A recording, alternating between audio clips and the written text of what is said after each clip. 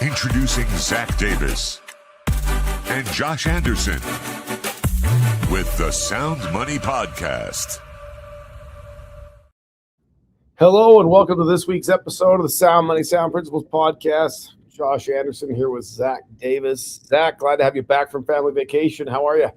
Yeah, I'm good. It was a nice break to get down to some good weather and have some fun with the family. But it's good to be back on the podcast. Well, we won't tell him, but it's good to have you back. You know, we had your brother on last week. He's not near as good. We won't tell him. We won't tell him. Yeah, that should have been rough. It was awesome, but we just cheap substitute for the real deal. What a week, right? This week, man. Silver exploded to a new high, 12.1% since we last spoke just a week ago, going from $73 to $81. That's like dramatically outperforming gold. We'll get to that in a minute. While also the gold to silver ratio compressed from 59 to 1 this last week, where they'd been so out of balance, 105 to 1 back in April. Like we got a little more back in balance. Talk about that. That typically happens. It's pretty normal. Again, we talked a lot last little while, but there's been some new developments with the Iranian war, that the epic fury engagement, I guess we call it. But we'll talk about that. But man, what a great week! And for 2 weeks in a row, Zach, if the listeners have just went out and utilized the information found in the SoundMoney briefing and here on this podcast, they had a 5% win the last 2 weeks ago, 12% this week. This is like 70% wins in 2 weeks. Like this is the power of dollar cost averaging and everything. So I want to jump in today, and we just want to start. First of all, I'll share our screen, Zach. This week's infographic, right? This is if you don't know, right? Go to SoundMoney, click on the news section. We publish this every week in audio format and in this infograph and all the details. But this week there's a lot of awesomeness that happened around gold and silver, and we're seeing kind of the truth be bore out of what we've talked about here. Right, fear drove a lot of things in the market, but what really what's mattered most is the actual technicals behind gold and silver. So we want to dive today into some of those and kind of better understand them. The first part of this, Zach, I'll let you jump in here. The weekly markets performance: silver surges 12.1%, jumps from 73 to 81 for the first time in a long time. It outperformed gold in this period during this recovery. And what are some of your takeaways around that, and mostly also around the structural supply deficit around silver that's going on, Zach, that's driving some of this? Yeah, I mean, there's no question there's a silver supply issue. I mean, I think it was by 2030 they're projecting that we'll only have about 65% of the actual supply of silver needed to meet demand, which is insane. I mean, you got all the solar panels and EV cars and all the different things all these data centers that are being stood up. We just use a lot of silver, right? Utility wise, we use a lot of silver. But I don't think it's very surprising that silver shot back up, quite honestly. I mean, we saw the huge sell-off, right? We talked about it a couple weeks ago. It's mostly institutional, and it's mostly just computers hitting triggers, right? Sell, creates fear. But the result of that, when you have the underlying issues that we still have in the economy, is all of that was just fear-based off of some news. But the underlying issues in the economy is still going to spring that price back to where it should be. And I think, personally, to continue to go up because of the issues that are going on. So, I mean, you stack on structural supply deficit, right? That we are not going to have enough silver to supply everything that we need to. And there's other things, right? Copper, you can go to copper, but copper doesn't work as good. Like silver's just the best for a lot of these different things. So, you put everything that's going on in the economy. I mean, BRICS just announced. I don't know if anybody saw it last week. BRICS just announced that they think they have figured out a workaround for SWIFT. With SWIFT is the banking rails that money moves internationally, right? You have to use the SWIFT rails and SWIFT banking codes. BRICS just announced that they're going to do something different and try to bypass all that. So, I mean, you add that onto everything else going on in the world and the economy, you're just not. I don't think you're just not going to see gold and silver drop anytime soon. Like the the economy's stressed. And when the economy's stressed, the underlying issues, well, silver and gold is just going to keep climbing. Yeah, and I noticed something too, Zach. Right, we've talked about this a year or so ago in the podcast, and it's really important to recognize that gold always moves first because the institutional buyers buy there first. It typically, we've talked about this in the last few weeks, but when the institutional buyers, countries, last week we talked about Poland and what they've done.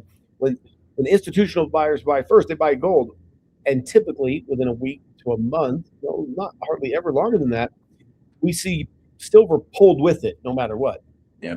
Typically, that pull is in direct correlation, right? So it's like gold moved last week by 5%, by 8%. Silver moved by 5% a week ago, and that's typically normal. But then this is different because it snapped this 12%. Gold didn't do that, right? Gold had a great move last week, 3% move, but 2.7, right? But guess what? This happened because of the structural technicals behind it, right? There's just not, right? 67 million ounce shortfall this year, they believe, right? In the tech development side of silver.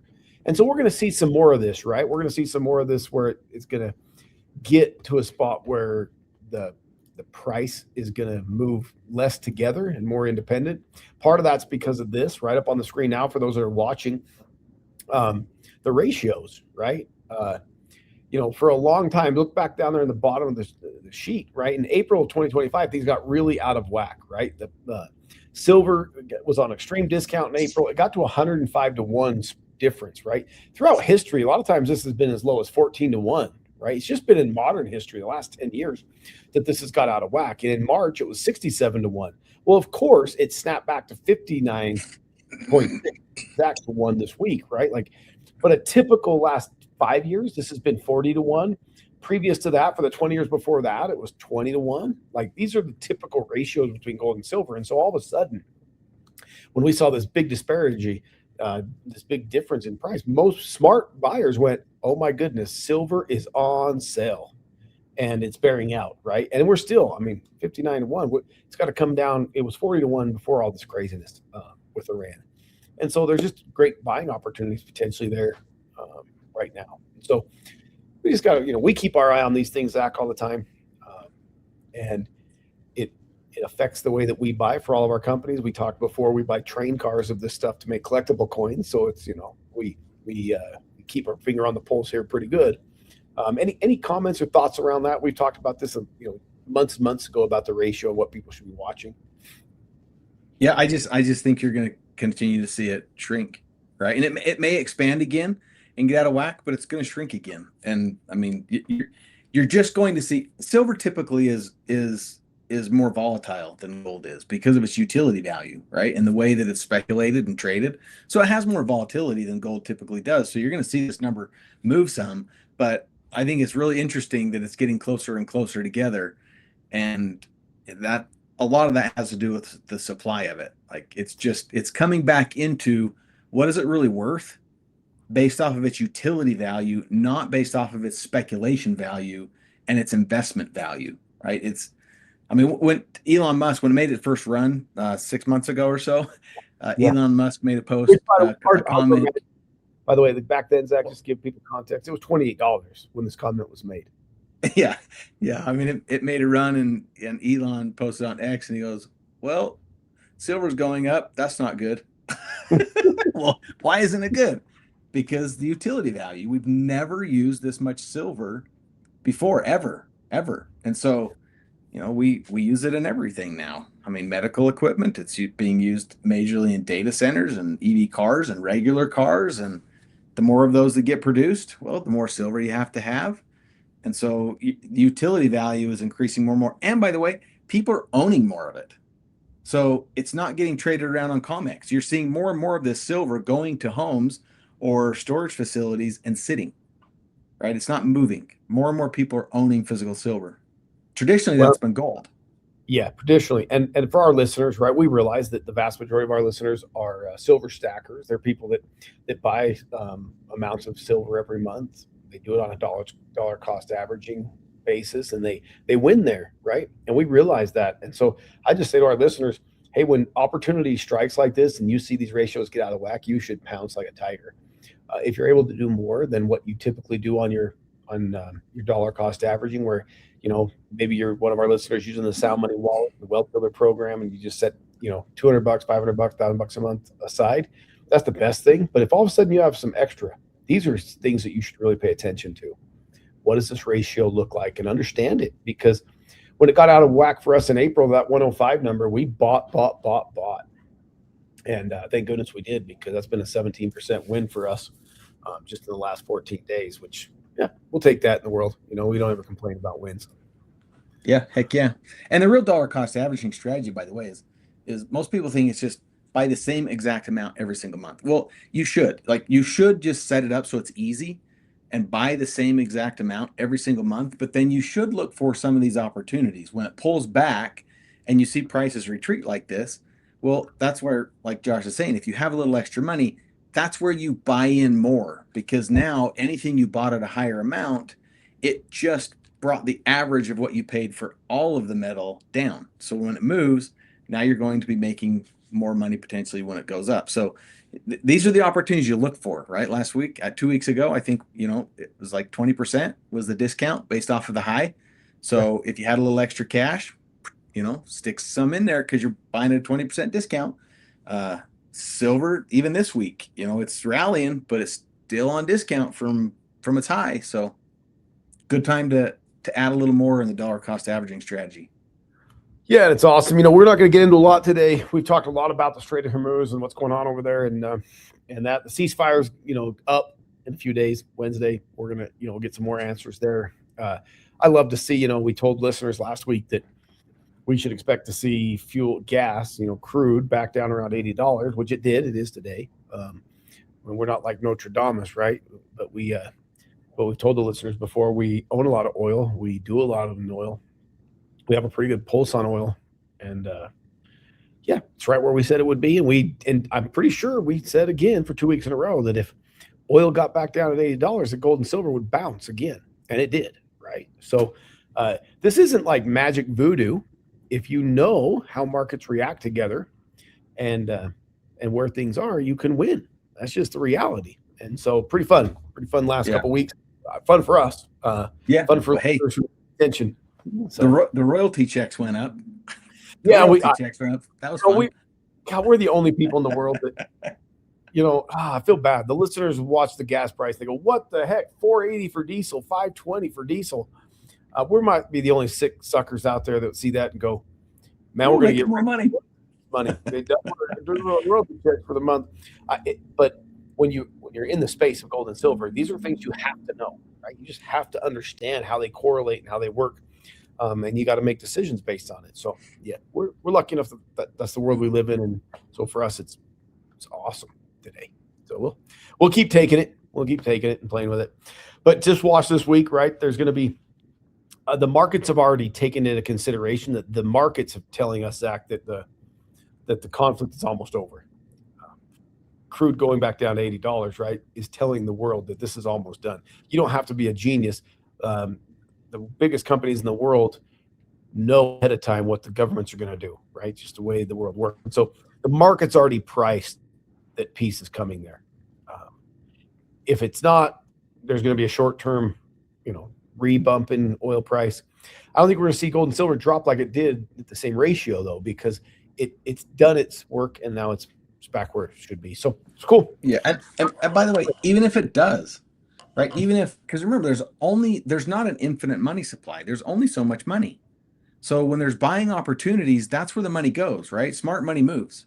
And so if the price of oil and gas goes up again, and we do see a little retreat in gold and silver, what does that mean for you and I? Yeah, buying a little more, right? You get it on sale again. Like we look for opportunities in the charts where it's a dip, right, off of the high, and you go, if I buy now, I'm getting a 20% discount or 30% discount or 50% discount of what I would have got had I bought it at the high, and I think it's going to go back up. So, like if the ceasefire doesn't work and we end up bombing bridges and all that kind of stuff like Trump's threatening to do, and take out all their infrastructure and oil prices go back up, if gold and silver prices do retreat, everybody should be buying again, right? And buying now, but when that happens, have a little cash sitting aside to buy more. Be ready. Well, Zach, that's our Sound Money segment for the week. That's that portion of the show where we talk about what's going on in gold and silver and what we see there. I just closed with that man, never been a better time to participate in the Sound Money program, in Sound Money wallet and those things. Just go check it out. It's way cool. I want to transition now to the Sound Principles segment this week, where we're going to dive into this topic of app. Oh my goodness, something happened here. I think it's supposed to be. Here's an opportunity to adapt. It's adapter time, but the people that work on our show, they're funny. They're kids. They like to. They think you and I know all the slang, right? They think we know all BT adapt, but I get a kick out of when they do this to us because we are not of the Gen X or that generation. We're Gen X. We're not part of these guys that understand all this, but adapt or die, right? This business philosophy, embrace change and technology. And this is coming from two guys, right? I'm 48, you're 46. Gonna be 46. We're not of the generation that understands technology. Like, we're of the generation that has to adapt to it and use it every single day. But I love this diagram if you're looking at the screen today, because we remember the rotary phone, right? We all, like you and I, we grew up in households that had a rotary phone. But a rotary phone doesn't exist anymore. All that exists is computers, right? And in the future, a computer won't exist the way we know it, right? And so this idea in today's world as an entrepreneur of what does it mean to really embrace change, and not just change, but change and technology, right? I want to do a little deep dive, Zach, today into some of that discussion for a minute about what does it look like to embrace change in your business today with technology. What does that look like for you? What are some things that you and I are doing right now in our world as entrepreneurs around this topic? Well, I'll tell you one thing is, if you go the old rotary phone, if you remember, it was adapt or die with that thing. Because if you put your finger in the 9 and you rolled that all the way around and you didn't take your finger out and you let it come back, it would pinch your finger on the end of that metal deal. So you adapt or you lost your finger, take your finger out. That was the first thing I learned about the rotary phone, using that thing. But it really is a true principle, and it's been this way forever. I don't think ever in the history of the modern world have we ever seen improvements in technology as fast as what we have seen in the last year, even.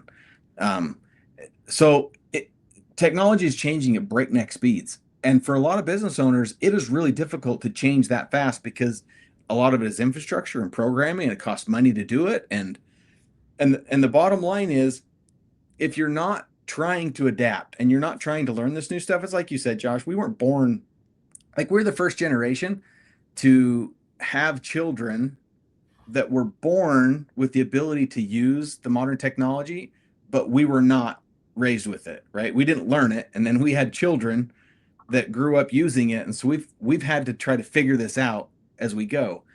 And so, in a lot of our companies, we lean heavily into robotics because of efficiencies.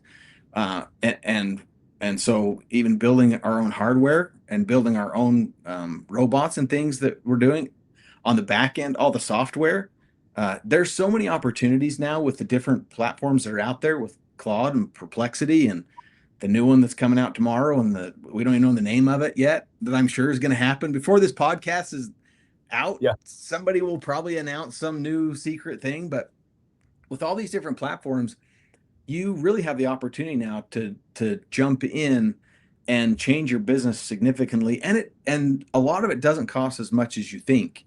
So in a lot of our, when we look at pricing of metal, when we look at our buying strategies, when we look at, how we're going to run the business, all this, we use technology and we leverage AI heavily to help us make decisions and get information quickly.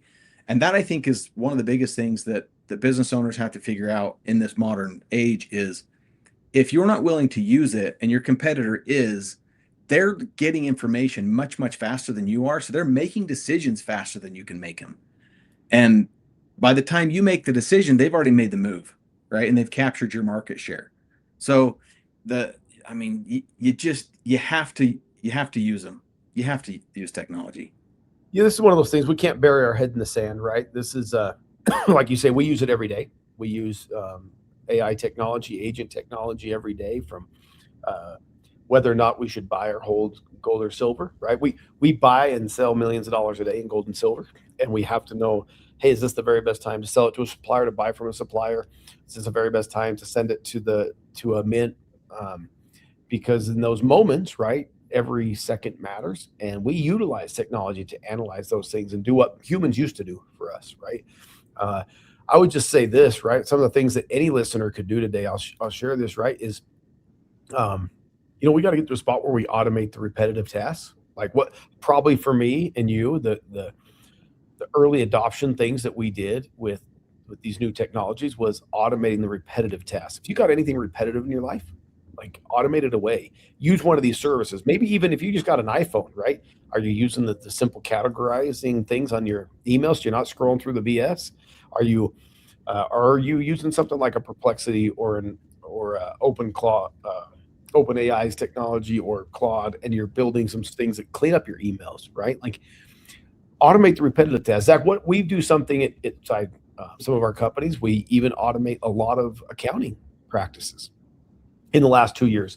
Give a quick, what does that look like for us, and how's it been? Maybe not the details, but what is it? How good has it been to automate the repetitive tasks of accounting for us? Well, it speeds up your abilities to make decisions, like I was saying before. We've gone from getting a financial report at the end of the month. Sometimes it takes 2 or 3 weeks at the end of the month to get everything settled, and then you look at it and you go, okay, what happened last month or the month before? And you try to make decisions based off of what those financials look like. And now with some of this AI and automation and technology and software programs that we're using to automate a lot of these tasks, you literally are getting this feedback daily. So now at the end of the month, not only are you making good decisions, well, I shouldn't say good, you're not always making good decisions, but you're making decisions all along the way. And hopefully they're good decisions. But when you get to the end of the month, now all of a sudden, because everything's automated and it's all synced up, you're literally a day or two after the period ends, you can look at the financial statement, get a really good picture of where the business is. What was your revenue? What was your expenses? Where are you bleeding? Where are your inefficiencies? And by the way, if you're not really good at looking at a financial statement, guess what you can do? You can actually spin up an agent, and you can give it the financial statement, and you can say, look at my financial statement. Where is my business weak? What things should I be paying attention to? Where are my missed opportunities? Where did I really mess up? And it will point out things for you, right? Like, hey, you paid more this month for this thing than you did last month. These prices are rising. Maybe you need to renegotiate with a vendor. Or you made, more sales through this channel than you did this channel last month. So maybe you need to double your ad spend in that channel, right? I mean, these tools can give you a lot of leverage. I'm going to give you a really quick example of what I think is hurting people in the world right now today with this technology. And look, I don't blame a lot of people, because it can be scary to think, hey, I do this thing really well, and an agent or an AI could come in and take over my job, and then what do I do? Right? How do I pay my bills? That is a completely fair question to ask. But I think the better question to ask is, how will I use AI as leverage to do my job better or transition into a new job? My kids go to a school. The website's horrendous, and they got locked out of it. They can't update the website. They need to update the website. So my wife's on the board. She comes to me, she says, hey, they need to do this website. They're having all these challenges. They're looking at chartering instead of private, all these different things, right? So we just sat down, we opened up some simple AI platforms, and we went and looked, and we very quickly learned all the rules, the difference between a private school and a charter school in Idaho, and the funding and all this kind of stuff. So she could go back to her board and answer these questions like this. Okay. These other ladies and gentlemen are taking months to gather this information, trying to call the state representatives, the people over in Boise, going, hey, how does this work? Right? Literally within seconds, you're getting this information. And then my wife was a little frustrated with the website. I said, "Do you want me to just build it for you?" And she's like, "What do you mean?" So I just opened up Perplexity, and I just said, "Hey, we're going to build a website together." And it goes, "Okay, what do you want to build?" I gave it the link to the old website, and I just said this, but something way cooler. And in less than 5 minutes, it built that website, took all the content that was on it, put it on this new website in a new color code. It gave it all the assets, all the updated information, and then spit out all the code. And then it said, "Where do you want to host it?" And I'm like, "WordPress." So then it goes, "Okay, here's what you do to get it into WordPress." So I do all that. She sends it to the ladies, one of the ladies' husbands, and I'm not like I'm not dogging on the guy because I don't even know him, but he tells his wife, "Oh yeah, it's just not. I'm an IT guy, and it's not as easy as they think to just put this in." It is. It is It as easy. is. And what's happening is that guy's going, "My job, this guy who's not an IT guy just built this website in 5 minutes and then gave the recipe of how to get it in to WordPress and link it up. And I do this for a living. This guy doesn't. And he did it in 5 minutes. And I've been dragging my feet for 3 months to get this done." So what should be happening is that guy actually should have went to the board and said, "I can use AI in 5 minutes and get this job done." But instead of leveraging it, he's pushing against it and fighting against it, saying it's not that easy, right? To save his job. I'm just telling you, that is not adapting. That is dying. So, I mean, that's a really simple example of if you have a website for your business and it's outdated, you don't need to go pay someone $10,000 or $5,000 to update your website and wait weeks and weeks and weeks and months for them to go do it. You can jump on and do it. And if you don't know how to do it, just jump on ChatGPT and say, "How do I update my website?" It will give you all the instructions. It will tell you, go use Perplexity if you're not a programmer, right? If you are a programmer, go use OpenAI or Claude. Like this is not rocket science. If you don't know how to use AI, just ask AI how to use AI in your business. It will tell you. That's the beautiful part, right? At the end of the day, I would just say, right, every listener needs to learn one new tool per quarter, right? Set a goal. Like when I mean use one new tool, I mean go out there, pick one of these platforms, Grok, ChatGPT, Perplexity is a high end service that's awesome. We use it every day. Like, well, you and I pay the money for it because we use it, and pick A lot of something. them are free. Yeah, and once you start playing, I tell people just play. Like, I recently heard from a gentleman who makes video games. Like that's what they do. They make some of the biggest video games in the world. I saw him give an interview, and he was terrified when he said somebody asked him if he thought they were going to make a few $10 billion more this year on this new in-game purchase, and he said, "I'm really fearful that the rising generation will begin to play with AI instead of play my video games." And he's absolutely right, right? So that's what I mean by build one new tool a month. This was, pick something fun and pick something for business and pick something fun. I have here, Zach, right? This is a fly fishing guide. I live on the river, and it was interesting, right? I took a hobby, right? Something I love to do, like go catch fish every day. And I said, "Hey, this is exactly where I live. This is exactly where I fish. Would you tell me the exact best times of the day to fish right now, given all my weather patterns, all my stuff, and what exact underwater submersible nymph do I need to fish with today and at what time?" It came back on Saturday, and it gave me a full detailed for the whole year, and it said to go fish at 2:00. Do we ever fish at 2:00 here? No, that's nap time. No, Fish aren't biting. Okay, so I put it to the test Saturday, and it told me exactly what to use. So we go out. I said, "I'm gonna go at 10 in the morning." I go out. Fishing was terrible at 10 in the morning. Go home, have lunch. I got thinking, you just built this agent within this AI platform to go break down and tell you exactly what to use, when to use it, how to use it, based on barometric pressure, moon cycles, wind, and I didn't have to tell it all these things, right? I just said, I want to know the very best time and what to fish with in this exact stretch of river. It went and found the barometric pressure, the wind speed on the top water, the water temperature, It logged into the USGA's um, data center, and it got it all real time, right? And it said go fish at 2 o'clock with this exact fly with this exact dropper of a nymph. I fished 4 hours before that and caught 2 fish. Went out then, Zach, and caught 11 fish in a half hour. That's what I mean by learn one new tool per quarter. Find something. I don't care if it's for your hobby, for your business. We use it we do this I can give endless examples, right, of things that we do. I use it to track the stock market and Forex currencies around the world in markets that we're in. We do it with everything, right? We just play with it. If you want to be great at anything today, take advantage of it.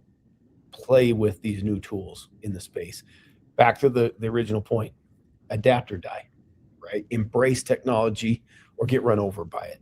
And like I say, lots of entrepreneurs that are our age and older, it's natural to just want to sit back and say, hey, I don't get that. That's like crazy. I mean, what? No, I gotta have a marketing person who can make this cool graph, this cool sheet. Zach, we shared with this infograph at the beginning. How long would this have taken our designers of the past to make? Oh, it'd have taken them a couple days. I mean, longer than what we wanted. The information would have changed by then, right? We'd have been moved on.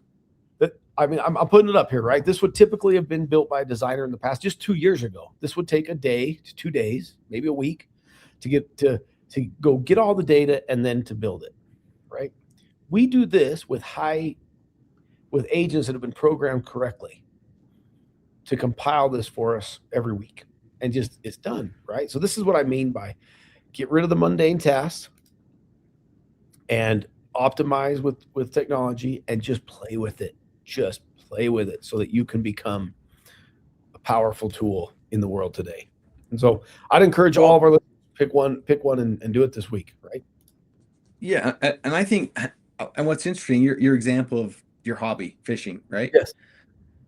If you relate that to business, I mean, if we go archaic, okay, and if we still have to make a living, if we still have to survive by hunting and fishing and gathering, you hunt and you fish in the morning, the first hour of daylight. You fix your nets, your poles, and your spears, and your arrows at 2 o'clock in the afternoon. Then you go back out and you hunt and fish in the evening, right? So, like, that's just what you do. And in business, what happens is it becomes that's just what we do. And we don't start looking at where there's opportunities. And just in your example right there, okay, if I fish for a living, I go fish these certain periods in the morning. I go back and I fix my nets at 2 o'clock in the afternoon because I know fishing's dead. And then I go back out in the evening and I finish the day off and I get my catch and come in, right? If I don't adapt, I literally die, because if the fishing is better at 2 and I'm fishing at 9 o'clock in the morning, I don't eat. Yeah. So, I mean, if you think about that in a business principle, whatever you're doing in business, you can use these tools to go, are there other opportunities that I'm missing? If I'm a professional fisherman, I'm fishing salmon or halibut or whatever, and all of a sudden I run this same thing for my area and it says that I should be out there at 2 o'clock in the afternoon, guess what? I'm going to be the only boat in the harbor that is headed out at 2 o'clock to go fishing. And all my other competitors are going to be going, what is Zach doing going out at 2 o'clock in the afternoon? That we don't catch fish at 2. And then I'm going to come home with a net full of fish and I'm just going to wipe out all my competitors because I was willing to adapt and they died. Right? So much opportunity. And that's what I love, right? There's just so much opportunity today if you're willing to adapt. Like, there's never been a moment in human history that is more important to live this principle of adaptation than right now. I don't know what the next 5 years, let alone the next year, let alone the next month. Like, everything is changing so rapidly that you want crazy. Just utilize, be at the forefront of it. Don't fight it. Don't kick against it. Find ways to win with it, because you can't stop it. It's too good. It's bigger than you, right? It's bigger than all of us. I did, things like mathematical equations, Zach. I would encourage our listeners, because most of our listeners love gold and silver. I would encourage them to go to something like Grok or Chat GDP, something, right? And don't take our word about dollar cost averaging. Create a chat that says, hey, had I used dollar cost averaging, had I used a platform like SoundMoney's Wealth Builder, and I had put $500 a month on the first of the month, and I had bought fractionally gold or silver, $500 a month every month for the last 30 years. And got free storage. Oh, and got free storage. Yeah, add that to it, right? And then just watch, because that's a mathematical equation that none of us could do. To go back for the last 30 years and look at the exact price on the first of the month of what silver was on that exact day, at the exact time to buy it each month, and then when each piece that you bought, right? You bought $500 in April, $500 in May, $500, and to know that I bought this at this price and this and that, to do that mathematical equation, Zach, is impossible. I don't care if you're a spreadsheet wizard, it's impossible. But this is the amazing thing about these models. It will exactly to the penny spit you out what you missed out on. And if that doesn't drop your jaw and you go, oh my goodness, I can't do that for the next 30 years. So if all you do this week, Zach, is go to one of these platforms and play with it for the first time and say, I want to understand the dollar cost averaging of silver, and this is what I could have done. What would it have been? And now make me a plan moving forward with the SoundMoney moving forward. You will be blown away.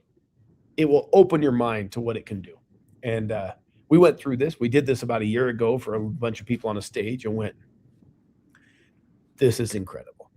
And these are the kind of things that you got to use the technology for today. Or you can die. Whatever, metaphorically or figuratively, you can die. So, Zach, I'm going to let you, we'll have the last word today on anything you want to share today about what's going on in the world of gold and silver, or this principle of adapt and die in business and embracing technology. Yeah, I think we covered it pretty well. I just, like Josh said, I encourage everybody to go learn something new. In fact, I had my son, my 11-year-old son, and his cousin, and I was taking him home from something, I can't remember what, but they were having a conversation in the back of this car or back of the truck. It was kind of funny because they were talking about roadblocks, and they were talking about the creator of Roblox, and the owner made a fatal mistake because he took away the original. I'm not a Roblox. I don't play it, so I don't know what they call them, but it's like the original costumes you can put on the guys or whatever. And now there are these new ones, and they're like, that was a fatal mistake. And I mean, these 11-year-olds, okay, are in the back talking about this, and then they go, yeah, you know what? If they make this one more mistake, I'm off the platform. I'm off the platform. I'm like, okay, 11, you're off. So I just said, hey, so if you go off the platform, then what game? And they're like, you know what? We'll just build our own game, and we'll just use AI to copy what they did. We'll bring all the stuff we like back to the game, and we'll just build our own game. Like, we're just living in the wake. Go to sleep at night, have a dream about an idea. You wake up, by noon you can have the business built, and you can be cashing checks by 5 o'clock in the evening. Like, that is the world we live in. And these kids are growing up that way. And if we don't start thinking that way as adults and as business owners, the 11-year-olds are going to put us out of business, because I don't even know who owns Roblox, but I'm telling you, you got two 11-year-olds coming for you. Now, you better adapt or you're going to die. Right? Adapt or die, baby. Yeah, because that's the world we live in, right? And that's why when that interview I saw from the game maker, he was sincere when he said, yeah, I'm afraid that these next generation, a rising generation, are going to go fall in love with the creation process using the AI tools, and they won't play my video game. I'm here to tell you, I play with it every day. I just show you the fishing. I could show you trading. I could show you our business stuff. I could show you what we do with it for coin sales and coin acquisition. For our rental properties and our rental properties we shared a couple of weeks ago. Like, we use it for our I own a car dealership, right? We never talked about I own a car dealership, right, Zach? I don't run it. One of my sons runs it. He buys at the auction every week. I can't tell you how crazy it is. He has AI scrub the whole world, all the auctions in the United States, and identify what cars he's going to buy. He buys them and gets a higher rate of return because of the way he's programmed it. And he's not a tech junkie, right? So unbelievable. So I'm going to ask our listeners to do something this week as we leave today. Drop a comment this week. After you go play with something, after you use them, share how you used AI this week and what happened. Just drop it in the comments. Share how you used it, how it can be for fun, it can be for business, it can be anything, right? Drop it in there and let's see how you used it this week. And then we'll pick a winner next week of someone who used the technology and played with something and learned something this week, because at the end of the day, we wouldn't have had this conversation a year ago. It's changed that much in 1 year. I don't know where it's going next week, but it's going somewhere. So do yourself a favor, adapt or die, and enjoy it. So Zach, it's been great to have you back this week. Can't wait to see where we're at next week with the listeners. Truly been a remarkable opportunity, though, to spend a few minutes today, break down the awesome explosion in silver, getting that ratio back in check of 59-1, and to be able to learn a little bit about technology and how to use it. So I will say bye, Zach. Anything else you want to say before we let go of listeners today? Yeah, I'm excited to see how you guys are using it. So go put it in the chat. We want to see how you guys are winning, right? Using this technology and what you're doing in your businesses. I think you can inspire somebody else, and somebody else might get an idea from you. It'll be fun to see how you're winning and doing it. So we love you guys. We appreciate you being on the channel. If you have any questions, anything you want us to cover, hit us up in the chat, and we'll try to cover it. Awesome. You guys have a great day. Talk to you later. See you later. See ya.